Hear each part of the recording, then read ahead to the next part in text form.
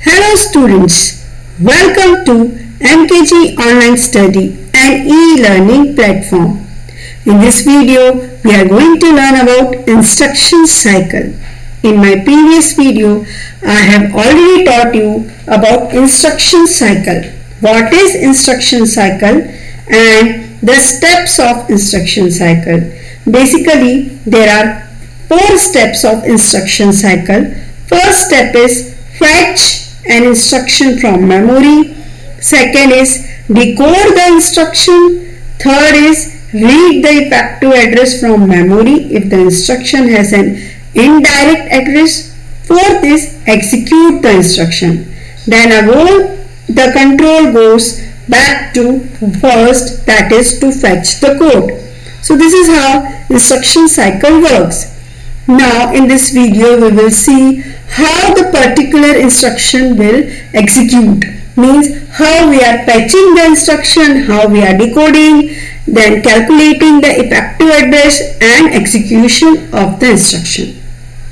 So first, if you have not studied about the control unit, then do watch my video.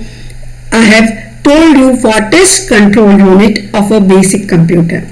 So from that we will take this decoder part and instruction register part and the timing and controlling of the signals. So first step है that is fetch and decode. So fetch and decode में सबसे पहले first T0 time period पे हम program counter PC जो है program counter से instruction देते हैं. मीन्स प्रोग्राम काउंटर में हमेशा क्या स्टोर होता है, नेक्स्ट एड्रेस का इंस्ट्रक्शन. वो नेक्स्ट एड्रेस जो भी एड्रेस है नेक्स्ट इंस्ट्रक्शन का वो एड्रेस रजिस्टर में डाल देंगे. सेकेंड टाइमिंग पे क्या होगा कि प्रोग्राम काउंटर एक इंक्रीमेंट होगा, PC विल बी PC + 1 और मेमोरी से उस पर्टिकुलर एड्रेस का जो भी डेटा होगा वो फैच होके इंस्ट्रक्शन रजिस्टर के पास चले जाएगा. थर्ड टाइम पीरियड में डिकोडिंग होगी. इंस्ट्रक्शन रजिस्टर में जो 15th नंबर की पिन होती है IR दैट जिसको हमने इंडिकेट करा है 0 for direct and 1 for indirect. फिर 0 से 11th जो है इंस्ट्रक्शन रजिस्टर में वो ऑपरेंड होता है. तो हम कंट्रोल लॉजिक गेट्स को बताएंगे कि ऑपरेंड क्या है, उसकी डिकोडिंग होगी. नेक्स्ट डिकोडर D0 से लेके D7 तक ये डिकोड होगा कि कौन सा वाला जो ऑपकोड है वो परफॉर्म होगा. तो इसको हम पूरा एक डायग्राम के थ्रू देखते हैं. इस पर्टिकुलर डायग्राम में आपको दिख रहा है कि हमने एक कॉमन बस सिस्टम यूज करा है. इस कॉमन बस सिस्टम के through memory unit, address register, program counter और इंस्ट्रक्शन रजिस्टर कनेक्टेड है. फर्स्ट टाइमिंग था हमारा T0 टाइम पीरियड पे इंस्ट्रक्शन क्या थी कि प्रोग्राम काउंटर से जो भी नेक्स्ट इंस्ट्रक्शन का एड्रेस है वो एड्रेस रजिस्टर में जाएगा. सो प्रोग्राम काउंटर के लिए हमको selection line S0, S1, S2 क्या होनी चाहिए 2, दैट इज 0 1 0. तो यहाँ पे S2 जो है वो T1 से कनेक्टेड है, S0 भी T1 से कनेक्टेड है और S1 जो है वो T0 से कनेक्टेड है. T0 को हमने 1 रखा, S2 और S0 0 है क्योंकि T1 टाइम पीरियड अभी नहीं है. सो हमारी जो सिलेक्शन लाइन है वो है 0 1 0. जैसे सिलेक्शन लाइन 0 1 0 होगी प्रोग्राम काउंटर में जो भी एड्रेस स्टोर्ड है वो एड्रेस इस कॉमन बस सिस्टम पे आ जाएगा. बिकॉज वो एड्रेस हमको डालना है एड्रेस रजिस्टर में. So for that load line of the address register should be high. So load line जो है वो T0 से कनेक्टेड है बिकॉज T0 टाइम पीरियड में ही प्रोग्राम काउंटर से नेक्स्ट इंस्ट्रक्शन का एड्रेस रजिस्टर के पास जाना चाहिए. जैसे ही वो उसके पास चले गया फर्स्ट टाइम पीरियड में T0 टाइमिंग जो है वो फिनिश हो जाती है. T1 टाइमिंग पीरियड पे प्रोग्राम काउंटर जो है वो इंक्रीमेंट होगा और एड्रेस रजिस्टर जो भी हमने लिया है एड्रेस वो मेमोरी से उस पर्टिकुलर एड्रेस से डेटा लेके इंस्ट्रक्शन रजिस्टर के पास जाएगा. सो अब T0 0 हो जाएगा, T1 1 हो जाएगा. जैसे ही T1 1 हुआ T1 जो है वो प्रोग्राम काउंटर के INR इंक्रीमेंट पिन से कनेक्टेड है. सो PC will become PC +1.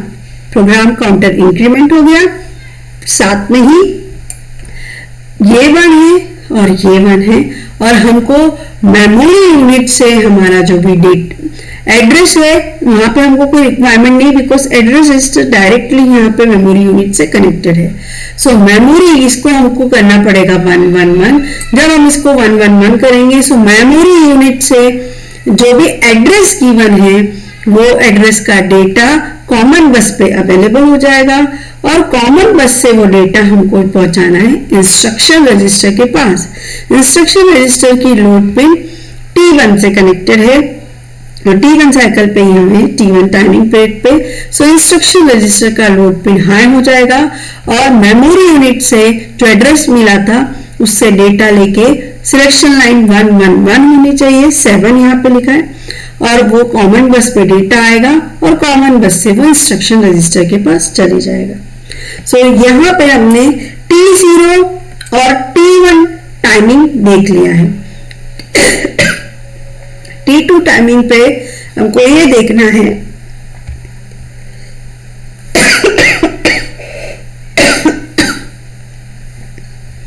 T2 timing पे हमको ये देखना है कि जो भी हमारा डिकोडर है ये ऑपकोड क्या परफॉर्म करेगा, और जो हमारा एड्रेस रजिस्टर है उसमें कौन सा एड्रेस है, और इमीडिएट मींस डायरेक्ट एड्रेस है या इनडायरेक्ट एड्रेस है। सो T2 टाइम पीरियड में इसके थ्रू हम डिकोडिंग करेंगे। सो फर्स्ट साइकिल T1 पे हमारा फैचिंग हुई, T2 में हमारी डिकोडिंग होगी।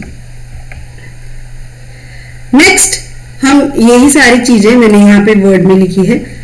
सो नेक्स्ट जो हमारा होगा that is to determine the type of instruction. T3 cycle में हम ये बताएंगे कि हमारा इंस्ट्रक्शन का टाइप क्या है। तो T3 साइकिल में हम ये बताएंगे कि डायरेक्ट एड्रेस है या इनडायरेक्ट एड्रेस है, या कौन सा इंस्ट्रक्शन है। उसके बाद T4 में एग्जीक्यूशन होगा, नेक्स्ट उसी के बाद एग्जीक्यूशन हो जाएगा। सो जैसे ही हमने T2 साइकिल पे डिकोड करा कि हमारा जो ऑपकोड ऑपरेशन कोड क्या है, डायरेक्ट एड्रेस है, इनडायरेक्ट है, देन एड्रेस रजिस्टर से हमने लिया कि किस पर्टिकुलर एड्रेस के पास जाना है। D7 पिन से इंडिकेट होगा, इफ D7 पिन इज 1 तो रजिस्टर और IO ऑपरेशन परफॉर्म होगा। अगर D7 पिन 0 है तो मेमोरी रेफरेंस इंस्ट्रक्शन होगा। ये हमारा जो डायमंड बॉक्स है, ये हमारा वो बॉक्स है जो हमें बताता है कंडीशन बॉक्स की कौन सी कंडीशन फुलफिल होगी। सो D7 कंडीशन को हम चेक कर रहे हैं whether D7 is 0 or 1. If it is 0, then memory reference instruction will perform, and if it is 1, then register reference or input output operation will perform. अगर वो 0 है तो मेमोरी रेफरेंस होगा। फिर से हम I को चेक करेंगे।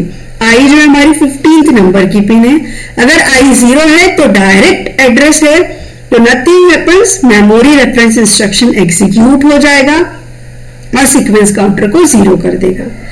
नेक्स्ट, अगर इनडायरेक्ट एड्रेस है तो हम इनडायरेक्ट एड्रेस पे जाएंगे, जहां पे हम गए हैं वहां पे हमको अनदर एड्रेस मिलेगा, फिर से हम उस एड्रेस पे जाएंगे, फिर execution of memory reference instruction होगा और सीक्वेंस काउंटर 0 हो जाएगा। अगर D7 1 है तो या तो रजिस्टर रेफरेंस इंस्ट्रक्शन होगा या इनपुट आउटपुट इंस्ट्रक्शन होगा। सो D7 अगर 1 है और I अगर 0 है तो रजिस्टर रेफरेंस इंस्ट्रक्शन एग्जीक्यूट होगा और उसके बाद सीक्वेंस काउंटर 0 हो जाएगा। अगर I की वैल्यू भी 1 है तो एग्जीक्यूट होगा इनपुट आउटपुट इंस्ट्रक्शन और फिर सीक्वेंस काउंटर 0 हो जाएगा। ये हमारी एग्जीक्यूशन स्टेप थी। तो वापस से हम इसके बाद फेच वाले इंस्ट्रक्शन पे पहुंच जाते हैं। So this is how fetch, decode, addressing, effective address calculation and finally execution of an instruction cycle works. ये पूरा फ्लो चार्ट जो है वो सारे टाइमिंग पीरियड को शो करता है, प्लस इंस्ट्रक्शन साइकिल की चारों स्टेप्स को शो कर रहा है। So this is how an instruction cycle works. Thank you for watching this video.